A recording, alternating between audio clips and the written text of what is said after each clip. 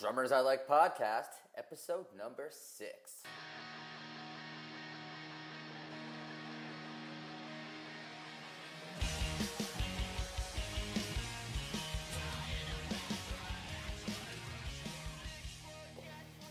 Hey everybody, welcome to the Drummers I Like podcast. This is episode number 6, and we are so excited to bring you today's show. Our guest today is a really close friend of Kevin and I's. We've known him for a couple years now, and we've been dying to bring him on the show and kind of get into some of the stuff that we got into today. So, I'm Richard Ducat, your host. I'm coming to you from Los Angeles, and with me, I got my homeboy Kevin, hanging out in Vero Beach, Florida. Kevin, why don't you say what's up and tell us a little bit about today's guest? What's up, everybody? All you drummers out there checking out our podcast again. We really appreciate you guys stopping by and taking a listen.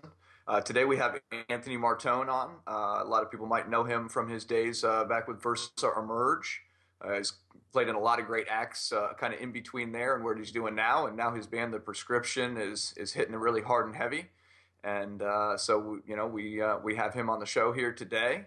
And we get into some really cool topics. Can't wait to kind of bring it to you. We talk a lot about, his previous time and some of the bands that he's done and what he's doing currently and what the new stuff they have coming out is. And, we get into some great gear topics, talk about just, what it's like to kind of steer a band in the right direction and some great tips on how you can kind of help your band grow as a band. So, with that being said, I think we want to jump right into it and get with Anthony so that way you can hear this awesome podcast. Let's get it rolling.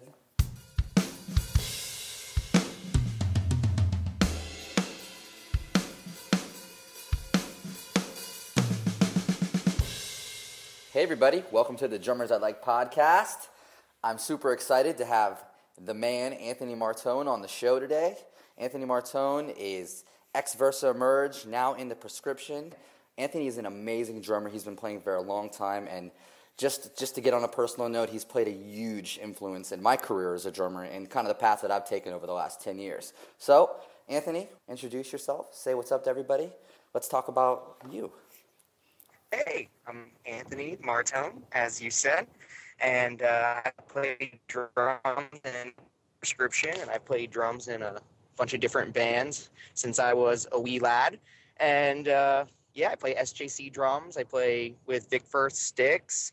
And I've been playing drums it's been probably 19 years about now. I also teach drums in Florida, in South Florida. I have big clientele of students that I teach throughout the week. And now it's the summertime and all the kids are going away on vacation and I'm going to go on tour. So Very, very nice. Teacher during the day and then like rocker at night. I like to show all the kids my pictures of me at the shows, like crazy makeup and all this stuff. And I'm like, this is what I look like yesterday, last night. And they're like, Mr. Anthony, that's you. That's so funny. That's great. That's great. So, this is kind of the part where we'd like to kind of talk about your background, your bringing up in drums, what's kind of got you here where you're at today, where you started, why you got started, and your influences. Okay, cool. The first time I ever held drumsticks, it was this kid, Kyle, was playing in the cafeteria. I still remember like yesterday, and I think I was in maybe 4th grade, and he was in the band at school, and he was banging on the lunch tables with these drumsticks, and I just remember beelining over to him. I didn't even think I knew him, and I just said, give me those, let me hold those, and he's like, okay, and he handed them over to me, and I just beat away with them, and I was like, this is the coolest thing ever, this is what I want to do. And I used to take like the remote controls for my TVs, like the VCR remote and the television remote, and I would pretend they were drumsticks, and I would bang on pillows and watch music videos when they were like, still on TV and stuff. And then, then Right. I would just listen to songs on the radio, and I would have these composition books, and I would write all the parts out, and I would record them on like blank tapes. As soon as my favorite song, I would like wait all day till my favorite song came on, and as soon as it came on, I would hit record really fast so I could get it on a blank tape, and then I would listen to it over and over again, and I would try and write out all the different parts of the songs. I would be like intro with vocals and then drum fill at 7 into the 1, and then I would just write the entire song out so that I could memorize it and play it. And then my parents, got me into drum lessons with Todd Walker. He's worked with onlinedrummer.com, and he also is a Vic Firth teacher now. He won like the 1994 Pearl Players Challenge. So he's an amazing teacher. He has hundreds of videos on YouTube.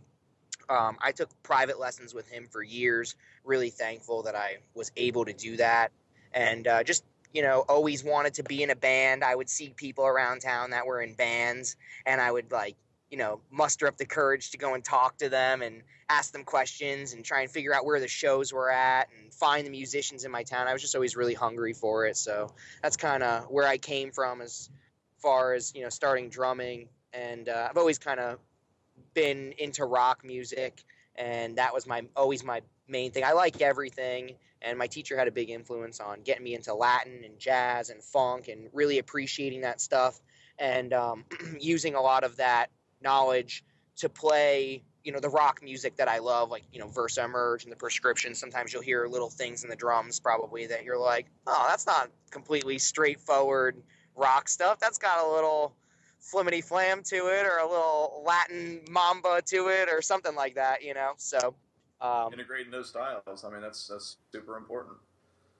Yeah, you have to try and get a lot of different styles in there. I try and teach kids all the time that, even though you may like rock or metal, like I was showing a kid the other day, Wait and Bleed by Slipknot. And if you listen to the beat that they start in that song during the first verse, it's a total Latin beat.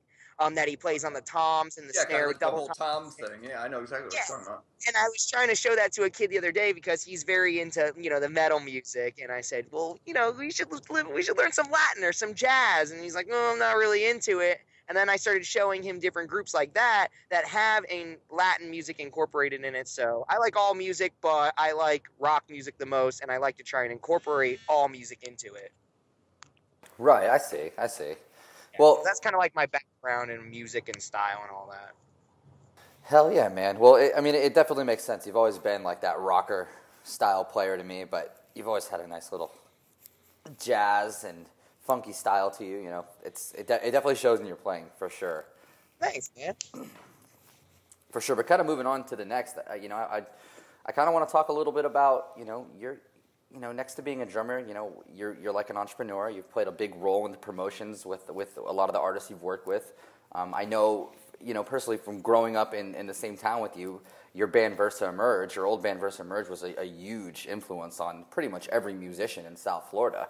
And I kind of like to get a little bit into, the approach that you took to that band and how you were able to get it as far as you were. Yeah, I was really passionate, and I still am really passionate about all the bands that I'm in and all the music that I make. That band was my life. It's everything that I wanted to do, and just playing music and being in a band and touring and all that is it's just me. It's just what I do. So I just put that out there, and I have a lot of enthusiasm for it. I think it's a lot of fun, and I just want to put everything I have into it all the time. So a lot of the decisions I make in my life, as far as, where I'm going to work, what I'm going to do for a job, or what I'm going to do when I wake up, or, all those things are all usually factored around my band. What's going to be the best decision for that and to make that happen and succeed and get it out there so I can play as much as possible, and keep it going for as long as possible. And then with Versa Emerge, it was really cool because that was very organic. I mean, we really just wanted to find like the best people we could play with. A lot of people used to give us kind of flack because we had a lot of member changes. We were in a band called My Fair Verona, and then we were Versa Emerge, and we had a guy singer, then we had a girl singer, and then we had, all these members change throughout. And first it was this guy in a picture, and then all of a sudden it was another guy in the picture, and people were asking questions, and really it was just we wanted the most solid people that we could find. And Blake and I met each other literally the first day of high school. He came up to me and was like, "Hey man, I heard you play drums." And I'm like, "Yep." And he said, "I play guitar. You want to jam?" And I said, "Yep." And he said, "Can I come over your house after school? My grandma will drop me off." And I was like, "Yep." And then from that point on, he was, my best friend, and pretty much we just tried to play with the best people that we possibly could, who would put as much into it like we would. And, we got online. It was when the internet was really booming, and, bands were making it on MySpace or whatever, Pure Volume, and, Smart Punk and Absolute Punk and all that was really big, and alternative press was getting big. And we just started, getting into that kind of stuff because that was the bands that we liked. And that's where we saw them. So we were like, how do we, look like that and get like that? And we just organically, day to day, kept moving forward with the plan, and eventually wound up getting offered a bunch of record deals and finding the right crew of people. And sometimes it looked like, oh man, we don't have a singer now, and all these labels wanted to sign us with a guy singer, and then we didn't have we lost him, and then for multiple reasons, and then we got Sierra, and we just started blowing up all of a sudden with this girl singer, and we were like, wow, this is really working. We took a shot with it, and we had like 10 or if not more labels looking at us, calling me every day, and I was still in pretty much high school, like just getting out of high school. All these labels were calling us every day, and they really saw, I think, how organic the passion was with that, and how every member of the band really had their shit together. So that's pretty much it. That was what drove me, and that was my mindset behind it, and that was what was going on. Yeah, man, dude, you really nailed it too, because it's important for people, in my opinion, to take from exactly what you just said, is that you just have to always keep trying. You have to find that right formula. And in your case, you were very smart and strategic. You guys, like you said, you went and found the best members you could play with to deliver the best product, and you took the time and patience and effort to make it happen. I remember being in my parents' bedroom, I was like 17 or 18, and seeing you guys like put this whole post up, like, new singer coming soon, all these changes, and everybody who was anybody was just waiting for you to unveil new music, unveil the new singer, and it was like, dude, it was like the fucking Spider-Man coming out or something. I just couldn't explain it. It had that impact, and I always thought in my mind, I remember that. Yes, yeah, dude, it was insane. We got over 100 auditions. Oh my God. In emails, and we put out, this thing saying that we had a label interested, and honestly, it's so funny because all I did, my mom will laugh all the time because she watched the whole thing happen. I was like in high school sitting in my underwear in like our computer room. I think we had like a compact Rosario from like QVC, and I had like AOL, and then I was just getting on MySpace and just blasting it on there just as much as I could to everybody possible, emailing it everywhere, just going like, wait, I have this box that I can press buttons on and people will listen to my music. This is crazy. And I just went at it. And eventually that, along with us being really passionate about the music, kind of got us attention. And, we lost the guy singer. He couldn't sign to the label. And then, we found Sierra through auditions on there. Over 100 people auditioned. We have people from famous bands who are like doing it big right now who auditioned for us. And people who were in bands that were really big at the time and just like, they weren't making it and they were breaking up, and they messaged us and said, hey, heard you guys are, talking to record labels and you need a singer. I'd like to try out. We even put a thing like we didn't want any screaming, and we got people that sent us full screaming auditions. I mean, it was like American Idol. It was so funny. And then we heard Sierra and we were like, she's really good, and she has a great like look about her and a great attitude, and her everything seems to be fine with this. It seems to just work out perfectly. And her parents were into getting her to be in the band full time right out of high school and making this her priority. And we said, you know what, it'd be crazy to have a girl singer. And then she came over and hung out and started laying down tracks with us, and we were like, she's really good, and we liked her a lot.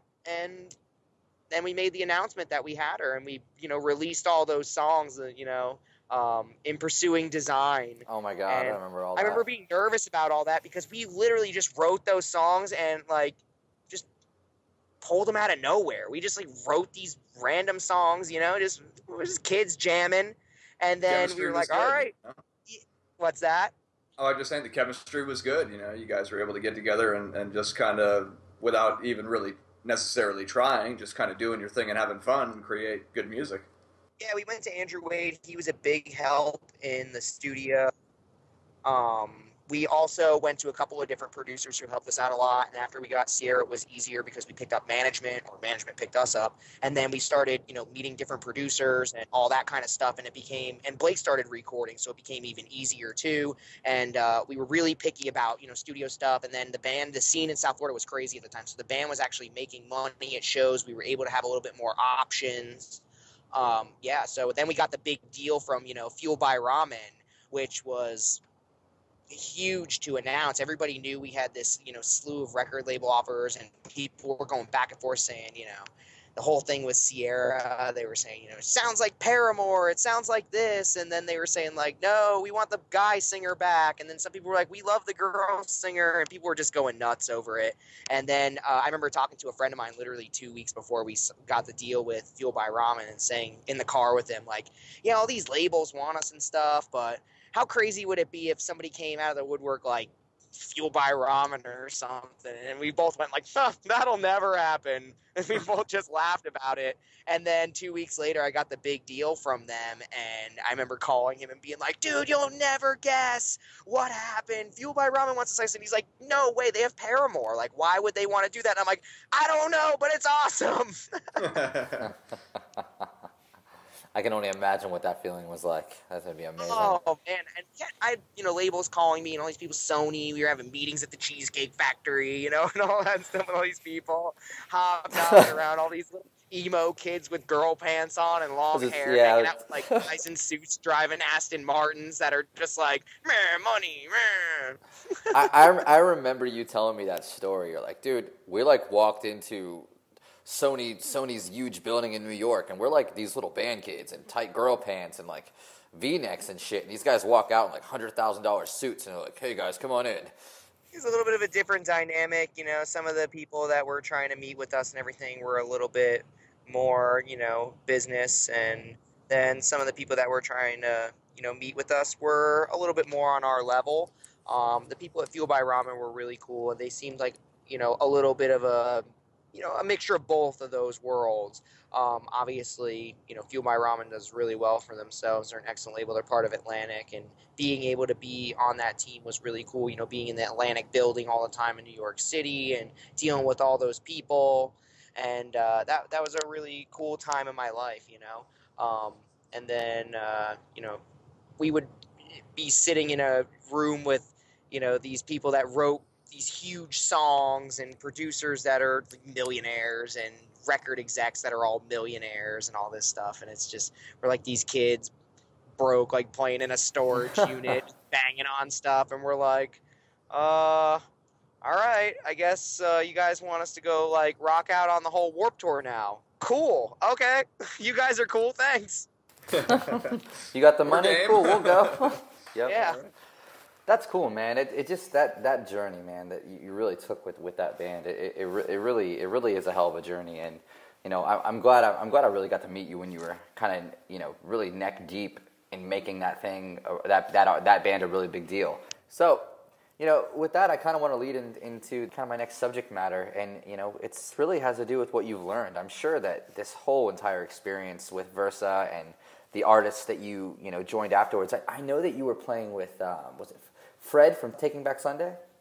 Yeah, that was a really awesome experience. One of the coolest experiences of my life. Like when I, got out of Versa, they had a couple of different job ideas for me, from like my management did, and I kind of went rogue, and I was like, no, I got an offer from Fred Masserino to play in his band, and that's the coolest thing ever, so I'm going to go do that because I'm a huge Taking Back Sunday fan, and we got to tour with them through Europe and all this stuff, and I got to tour with Fred, Color of Fred, and then, he started this band on Universal, and it had Andy Jackson from Hot Rod Circuit in it, and, that was one of the coolest things ever. I mean, okay, for instance, on my 21st birthday, I'm playing a show. I'm the drummer of Fred Masserino and Andy Jackson's band, and we're playing at Bam Margera's bar. And Fred and Bam are good friends from back in the day, and like they're buying me shots on my 21st birthday. Whoa. And I'm like, okay,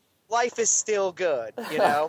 That was really cool. And then I played with them for a bit, did a bunch of shows, and Fred was awesome. I still keep in touch with Andy and everything. We just did actually, the Prescription did some recording stuff with Andy Jackson. He's got a really cool studio in Alabama, and he, you know, hooked us up with some mixing tips and some mastering help and a couple of different things with, you know, recording to help us sound a little bit better on this new record. And I actually met him through that band, and, you know, stayed connected with him.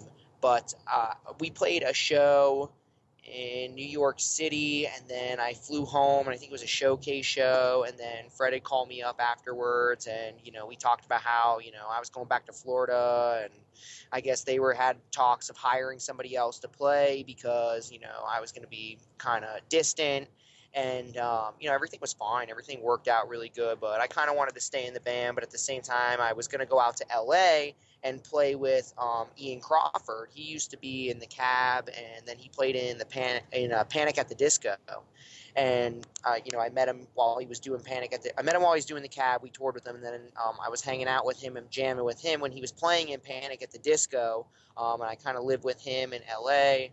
For, I don't know, a couple of months or whatever it was. I stayed with my friend Carter out there, too. He works for Warner Brothers. We're just, like, hobnobbing around for a little while. And then my parents, you know, called me up afterwards and said, hey, we need you to come home and help us, like, kind of run our family business. Things aren't going so good here, so things weren't really working out that well in, like, LA, so I went back home and started working for my parents a little bit, and I started teaching drums, and that's how I got into teaching. And then I started teaching full-time drums and not doing anything but teaching drums, and then, you know, joined a couple of different bands after that, just jamming around with different people, different recording sessions, different gigs, couple even cover bands, whatever, you know.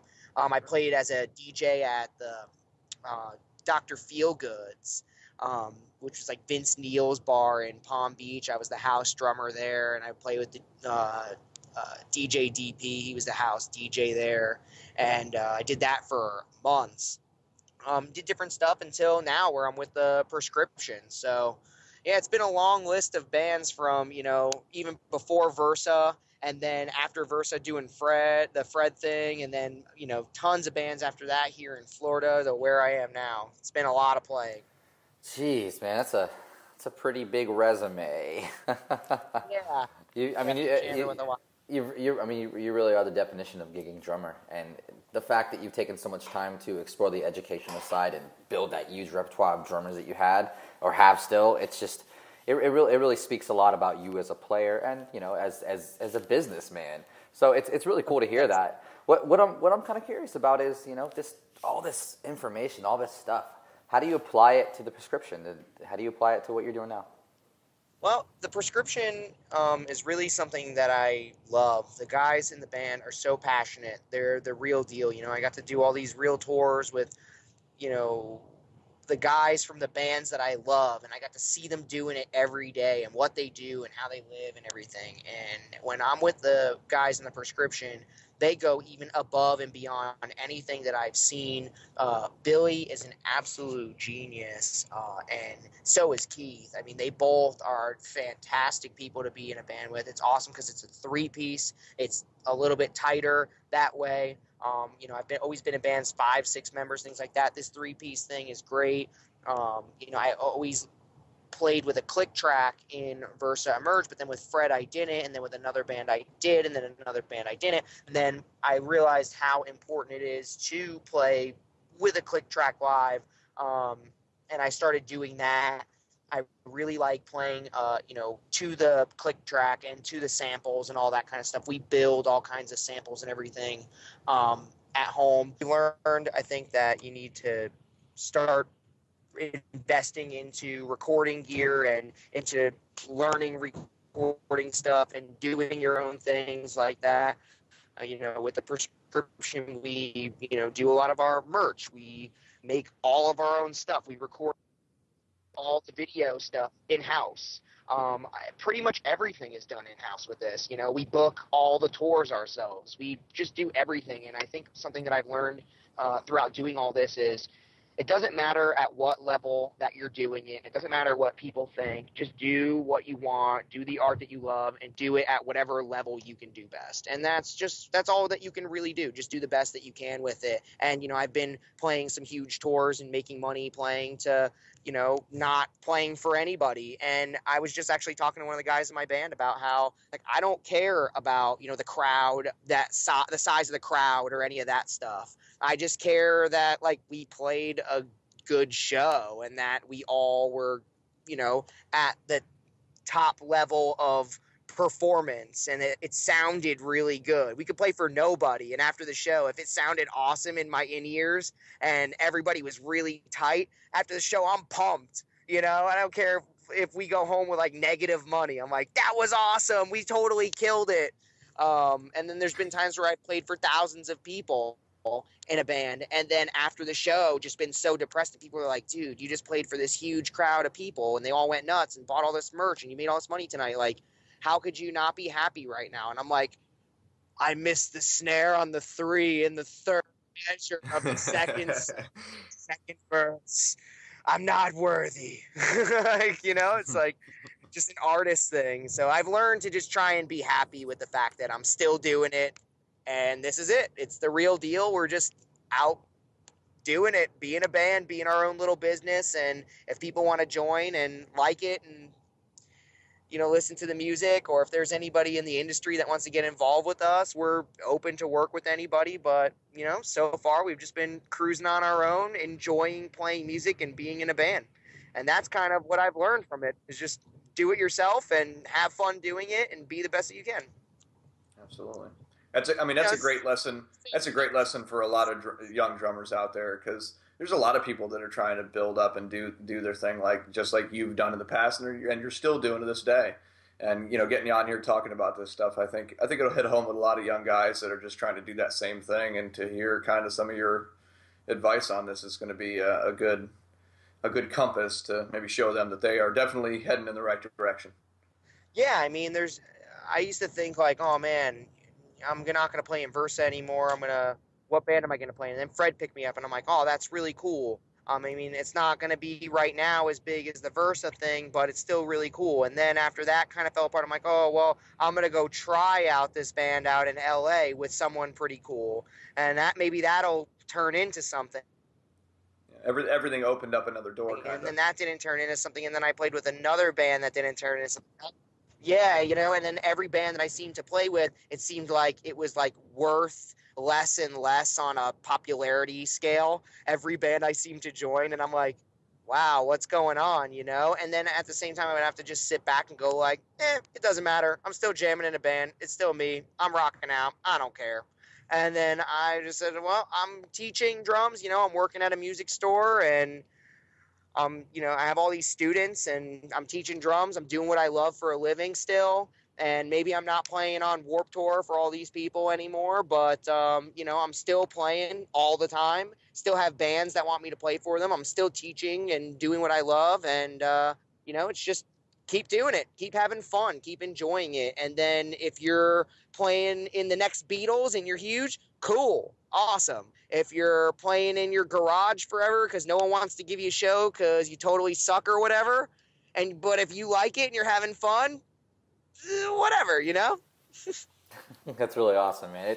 You know, one thing that really stands out to me is that through everything you've been through, some people might look at that and go, oh man, that fucking sucks. I'm getting to be, you know, not be in all these bands and have all this stuff work out, but you've maintained such a positive outlook that it really is a testament to your success, because you really have to take what some people would consider failing and kind of look at it as a learning lesson for the next journey, for the next step. That's it. You just got to do the best you can every day. I've definitely felt up against the ropes sometimes, and I just keep saying to myself, no, I'm just going to do better. What is it that's going to help me to do better today? And I just keep doing that. And it just seems to be, you know, helping me cruise along right now. I'm going to be going on a tour with, you know, my best friends right now, and we're going to be playing all the way out in California, and I didn't have to have, you know, a booking agent or anybody book it for us. Just kind of did it ourselves, and we have a CD out now that we made ourselves, and we have a van that we bought ourselves, and we're booking all our shows, and we have all this merch that we made and designs that we made and videos out right now that we made. We made a movie. We play to a movie. We get all like made up and paint ourselves and put makeup on and all this crazy stuff. And, we do all of that ourselves as well. It's just, mostly in-house stuff, and it's because we love it. That's it. And it doesn't matter if we're, doing it big time or, like I said, just playing in our storage unit or in a garage or whatever. We love doing it, and we're just going to keep doing it, and that's it. If you're really it, and you really, I used to have a saying in Verso, if it's good, they will come, and that's it.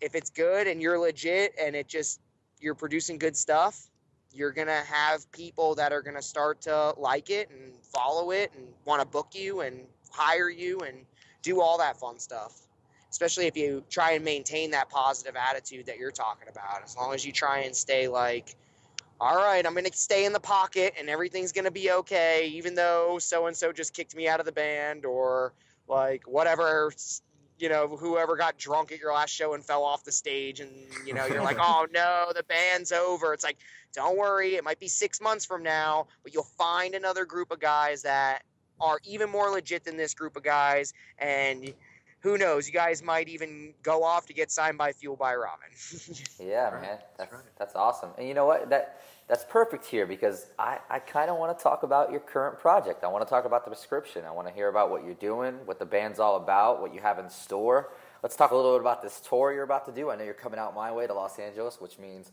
two homies get to kick it. Yes, we are definitely going to kick it. That is going to be so much fun. I have a lot of friends out there that want to hang out. It's going to be really cool. I haven't been to California in a while. We're really excited. We're playing the Viper Room. They believe that is June 26th that we are playing that. It's a Sunday, and that's in LA. We're playing a couple other California dates, and we're heading out there through Louisiana, Texas, New Mexico. We're going to Vegas, all the fun spots. We're doing it on our own. We're just having locals in every area open up for us, and we're not on a package right now. And multiple music videos, like I said before, that we have on YouTube that you can watch. We just put out our album, Between Sight and Sound. Took us 3 years to record it. We made it 1,000,000 times until we found the way that we really wanted to do it. We out storage units and rented out warehouses, and just kept trying. We built a studio in my house, and we built a studio in Billy's house. Then Billy moved, and we built a new studio in his house. Then we built one in the garage, and then it just kept getting crazier and crazier, but also more and more simple, because along the way we kept realizing, man, we rented this whole warehouse and filled it with all this gear, but really all we needed was this one piece of gear to get the sound that we need. It took all of that R&D, just so much research and development. And then it was all right, well, I want to get, drum samples for the record. Most people do sound replacement stuff, and we were going to blend, and then we were doing all my drums, and then we were doing blending with sound replacements. Then we did all my drums, and then I got sound replacements that we made of my actual drum set.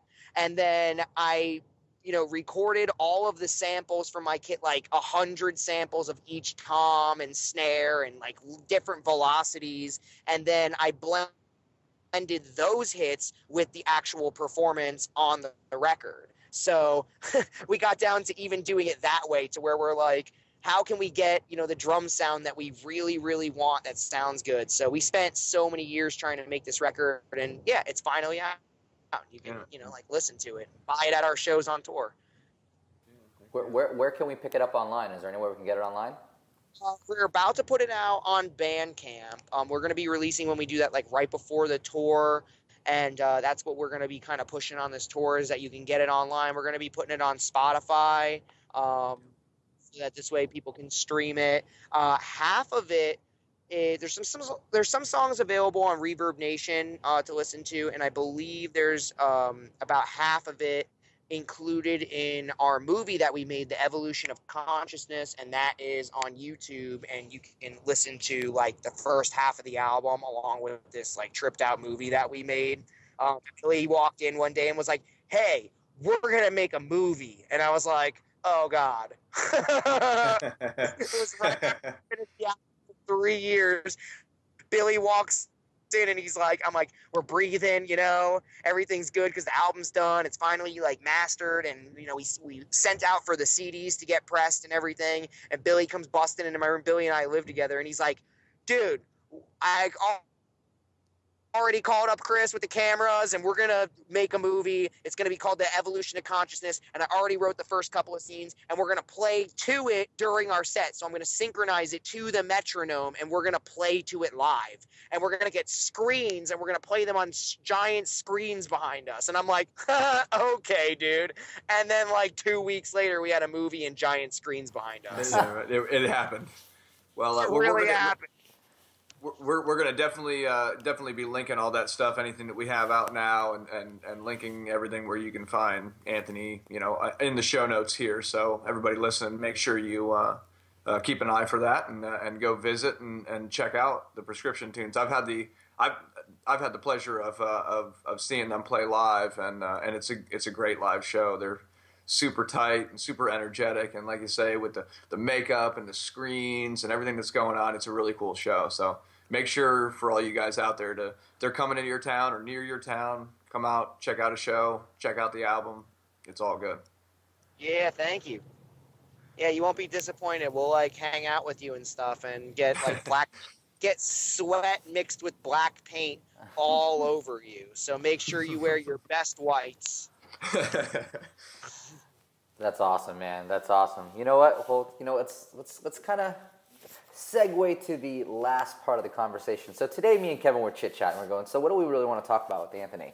And something that Kevin brought up was the triggering you do with your kid. So, Kevin, I kind of want you to get into this with Anthony and talk about this.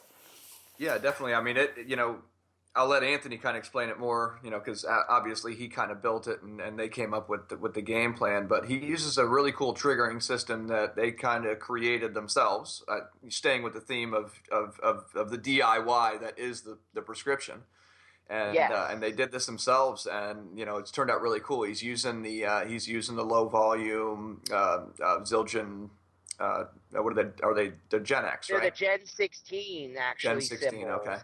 Yeah, that's actually quite a peculiar setup. And the reason behind the homemade triggers and not just going out and buying some Chrome Elite D drums, the reason behind them is because I have the Butcher hoops on my SJC kit, and I love my SJC kit. It sounds amazing. It's super great. But the problem is miking up the kit and mixing it along with all the stuff that is the prescription. We play to all kinds of different noises, and we try to fill, all kinds of different frequency ranges when we're playing live.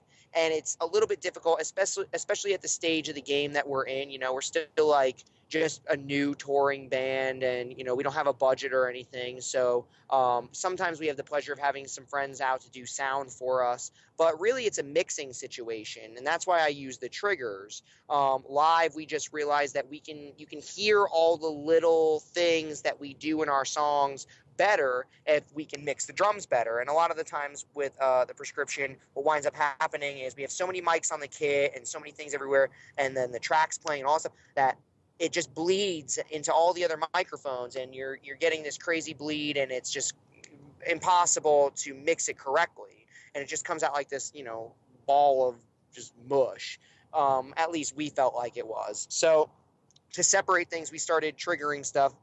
I actually Billy had an old electronic drum set, and we took it apart. We took the piezo speakers out of it, and we started like gluing them and taping them to the heads to see how they would react, and they were actually great. And I got the Roland TM2 module, and we used those drum sounds that I was talking about before, where we got a million drum sounds from my kit, and I blended them with my real kit that I had actually played in the recording. We got those samples, and we loaded them into the Roland TM2 brain, and we just started, using the triggers live. And Billy uses a Behringer mixer that's, got a Wi-Fi capability and all. Or I'm sorry, not Wi-Fi. What might be Wi-Fi? It's like some sort of Bluetooth or Wi-Fi that is that like the X series, the X32 or Yes, X18? I that's know what we it use is. that. Yep, Exactly, with the exactly. Midas preamps in it and everything. They sound great. They're really cool. We've been mixing our own shows with a tablet, and it's awesome because the triggers, we have those triggers in there, and then you can adjust the triggers with the Behringer mixer and the app on the iPad. We all have it on our devices. I can change the way things sound in my ears. We can mix everything. So now also I can send the trigger drums to my ears. So now without actually miking the kit and having a sound guy mixing things for me or whatever it is, I just have everything triggered and all the brain sounds getting sent right to my little mixer next to me on stage. And I also, because of that Behringer mixer, have everybody else. So I have, arena in a box type sound on stage with like no budget. So that's the great. beauty of the triggers. And then the low volume cymbals, I was using the Zildjian Gen 16 cymbals with the Gen 16 brain and the triggers. But to be honest, I sold the brain and the triggers back to Guitar Center because I wasn't really very happy with them, mostly because the wiring on it just kept breaking. We kept having to solder the wires back together.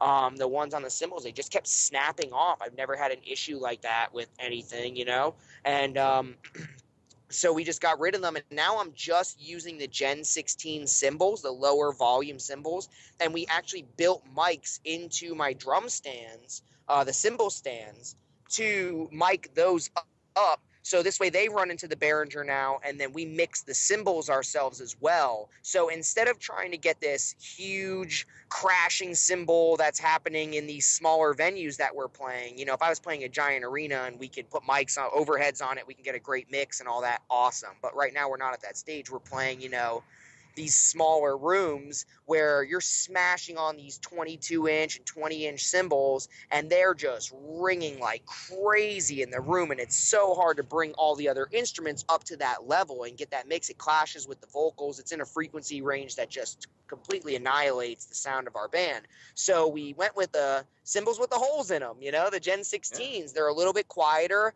Now we can mic them up, and then we can bring them up to the level where we like them at. And some shows where the room is so small, we don't even have to turn the mics on. I'm hitting them, and they sound great in the room. And people have been coming up to me more lately going like, dude, your drums sound amazing, and your songs, like, for some reason, your sound is so good. Like, I can hear your songs now, and you guys have, like, awesome songs. And I'm like, yes, it's working. You can actually hear our songs now and not just cymbals bashing and me like breathing really heavy. Sure. Because I'm just slamming on all my drums as hard as I can, because I don't have a good drum mix, and I have the ears in because I have to hear the click track, but then I don't have an actual mix of my drums. So all I'm hearing is like when you're playing drums and you have headphones on, it's just this muted sound. So my stage mix has always been, my monitor mix has always been a little bit weird until I got the triggered stuff and we were able to start sending everything to me. Now I'm like barely breaking a sweat when I play because I don't have to overcompensate and smash things just to hear it, which is cool and all, but like sometimes people want to hear your songs, Absolutely. Especially for what you guys are doing. It's important to have that clarity. I mean, some bands, you get away with it. But for us, we're trying to have that clarity because we have so many things going on. We have electronics, and Absolutely. I remember when we sent our album to get mixed by somebody. We sent one song out to see what would happen, and the guy was like, dude, you have like 100 channels on this thing and like 50 noises bust down to make one like laser boop noise. And like, I don't even know what you guys want to do with this. And we were like, oh no, we're going to have to do all this ourselves. We're going to have to mix everything. We're going to have to mix our own live show because no one's going to know where to put all these little sounds to make them sound the way we wanted them to. So It makes a big difference. You can have like one little lasery sound that's too loud and all of a sudden you're like, an electro pop band, and then you could have your guitars too loud and people think you're like a stoner rock band or a death metal band or something. Yeah. Yeah, it's a mix issue a lot of the time with us, at least. Absolutely. So yeah, that's the reasoning behind the triggers. And then, like I said, I built them with piezo's that came out of an old electronic drum set, and we just started like gorilla taping them and gluing them to the heads until I broke them all. And then we got more, and then we put them in different spots and tried a few different sensitivity levels out on the brain, which that Roland TM2 brain, dude, that thing is amazing. That thing is like a pro drummer's dream. Anyone that's out there using whole sound replacement, triggers, things like that. Dude, that TM2, they thought of it all on that. They were like, okay, we'll give you what you want, drummers. And it is so much fun. So I'm like putting sounds in there and then playing with the sounds, and you can mess with everything from the panning and the sensitivities to how you want your drums mixed, live, and you want your high tom maybe a little louder than your floor tom, and I mean, there's just so many options. It's so cool. They even have samples built into that thing where it's like you can hook it up to the kit that you already have, and it'll just add really important frequency layers to the drums that you already have. So you'll hear like your regular tom, but then the sample coming out of the TM2 brain will be just like, the certain frequencies that you need to make a tom sound really, really good. That's what you'll get coming from the brain. So it makes your whole drum set sound incredible no matter what you're playing. Absolutely. Well, Cool. we're really stoked that you could get into that gear, because like I said, when I saw you guys, I thought that was a really original setup, and I knew drummers would definitely be interested in kind of hearing your take on that. And I know you mentioned at the beginning of the show, but you do play SJC, and of course the Vic Firth sticks. I think you mentioned too. You're a Vic Firth guy. Yeah, I like Vic Firth a lot. They're a cool stick company. They came to me in Versa Merge, and they wanted to work out a deal, and they're great sticks. I've always actually played them and really liked them, and I like a lot of the artists that they have and the different artist sticks that they have. I really like the Steve Gadd sticks. I've been using them. Sticks. They're great sticks, but the only thing is they have the black like paint on them. So that it gets slippery in my hands because I have like the I think I have like an oil-based paint probably on me, and then I'm sweating trying to use like painted sticks, and dude, I've never dropped more sticks in my life. Practicing with them and doing lessons with them, a dream, but trying to play with the prescription, I was like, I'm just gonna have to go with some good old American classics. Yeah, absolutely. But well, SJC is a great company. They're a great drum company. I just want to shout them out because they're always trying to support me and push my band or any crazy idea I have. They're helping me out. They're such great guys. I just recently got a new snare drum from them with a really cool like Day of the Dead rap on it, and I think that they make the best drums in the world. It's not even just because they're like custom drums or whatever. They take a lot of care in the drums. I've never had an issue. I've never played an SJC kit that sounded bad, and everyone that has one is always like, dude, I love my SJC kit. So they also made it really affordable now for you to get a kit. They have like this payment plan thing on their site through a credit company that's really easy to get approved by, and that you can make really low monthly payments on a kit. And they have some of the kits in their store where I don't know what the deal is with them, but there's just like kits for sale that are already made. Somebody maybe like dropped out on their order or whatever it was, and now you can buy it for like $1,500, $1,600. Some of these kits I'm seeing on there, and I'm like, wow, that's such a steal for such a good quality drum set. And then you can make payments on it. Like, do it. It's funny that they become so, or not funny, but it's really cool that they become so innovative, because I don't know if you've seen that show, The Prophet, on, I think it's on ABC. I watched that episode with SJC, and it's just so incredible to see their story. There's that entire company. It's just passion. It's all passion. And to see where they've come and how they've turned around that business so much. I mean, it's awesome. Man. It is. It really is the real deal. It's awesome. They'll come. And that's what the deal is with them. They're the real deal. It's good drums and made by good people with passion, and they're going to succeed. They're doing really well. There's been a lot of custom drum companies, that. And there were some that, what's that? I got a Shine kit sitting in here that just unfortunately has fallen apart. Yeah, You remember that a couple white of kit one, people right? with those that they've seen better days, but I also have a couple of friends that have SJC kits that have been around for a long time and they're still doing great. My butcher hoop kit, people look at it and they're like, dude, this thing looks like it's been through everything, and I'm like, that's because it has, and it's still it just gets more awesome. It's a Every time I bring it to workhorse. a studio or anything and I play on it, the producers are always like, "Oh, let me sample that kid." What? Hell yeah. Hell yeah. Yeah. So, Well, we're starting to get tight on time, so I think we've covered a lot here, and everybody definitely make sure they keep track of the show notes here, because like I said, we're going to link everything to Anthony, so that way you can keep up with him. Go on there, check out that new SJC snare that he got. He's got some social media posts showing that thing off, so go take a look at that, and definitely check out SJC on some of those deals that Anthony's talking about, because we've always followed we were always following their social media, and I mean every day they're putting up pictures of just absolutely beautiful kits. So definitely check that stuff out. It's all going to be in the show notes. So please please take a look, and if you guys have got any questions for us, for Anthony, for anybody, just make sure you get it to us or get it to them. And these guys are down to earth and easy to talk to. So make sure you say what's up, introduce yourself, and go check out Anthony on tour. Yeah, Anthony, you want to go ahead and let us know how we can find you and how we can find Prescription online? yeah, you can find me on Facebook.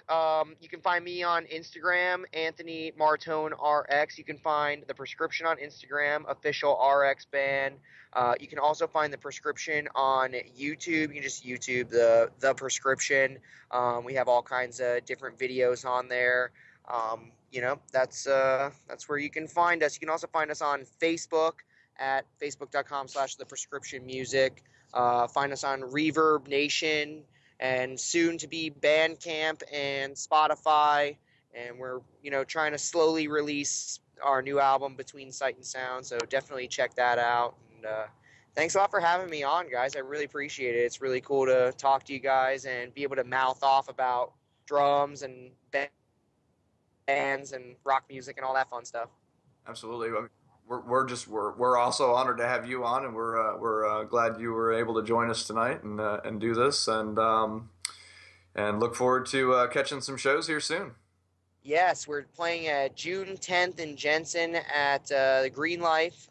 So if I know you're going to be in town, Rich, and if you guys are around, definitely come out to that show. It's all ages. It's going to be a lot of fun. We're going to be playing with a band called Faralux, and they're about to go to Europe with Dillinger Escape Plan. Yep. It's some crazy stuff. Yeah, we've done some shows with Faralux too. They're so much fun. If anybody who's a fan of that Dillinger, real spastic, very aggressive, a lot of fun stuff, check out Faralux. They're definitely a good band based out of South Florida. They are the real deal. They're doing it. Yeah, absolutely. Anthony, thanks again, man. Yeah, man. Thank you so much. Thank you guys so much. It's awesome to talk to you. All right. Well, on that note, we're going to sign off for the night. Listeners, make sure you check those show notes, check out those links, come visit Drummers I Like, check out our podcasts, everything else like that. Anthony, we appreciate it, man. You have a good night. Drummers I Like, you guys rock. Talk to you soon. Thanks, Anthony. Thanks. See you soon, buddy. See you soon. Bye. Bye. Peace. Well, there you have it, everybody. That was episode 6 of the Drummers That Like podcast, and I think the show with Anthony went really well. We got to talk about a lot of really cool things. I think my favorite part was really, getting into the philosophies and the ideas behind, what it really takes to be a working artist in the industry. And, so much knowledge you got from that. It's just invaluable. How did you feel about that, Kevin?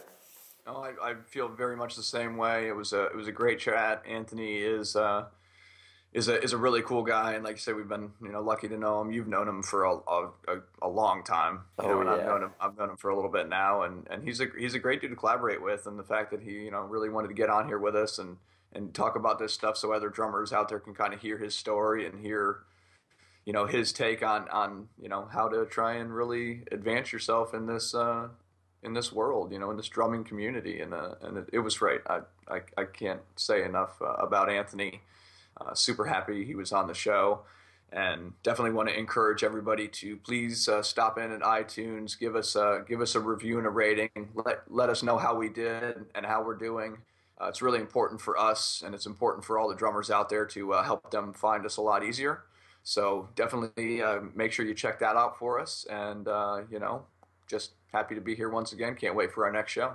Yeah, man, I'm so excited. And like Kevin said, leave those reviews. They really help us understand what our users want and what they want to hear, and it really helps push our podcast up into the top 5 that you would see when you search Drummers Podcast, and it gets more listeners, it gets more viewers. I'm really excited. Our fans and listeners have been great to us. We're pushing numbers that we did not expect to push. We're just seeing new rankings, a lot of new users coming through, a lot of great feedback, and it feels like it's really paying off. So we just got to say thank you to everybody, and you know where to find us, and if you don't. For everyone who doesn't, it's at Drummers I Like for our Instagram and Twitter handles, and then Facebook.com/Drummers I Like. That's the same for our YouTube, YouTube.com/Drummers I Like. And I also want to note that we are still looking for interns. We picked up our first intern last week. A little shout out to our buddy Tyler. Thanks for coming on, dude. You're awesome. We're looking to bring on a couple more. And, before we make our final decision, we would love to see a couple more applicants come in. So if you haven't applied yet and you're interested, it's easy. It's intern@drummersilike.com. Just send us a little resume. Tell us about yourself. Tell us why you think you might be a good fit for the team, and maybe you'll hear back from us.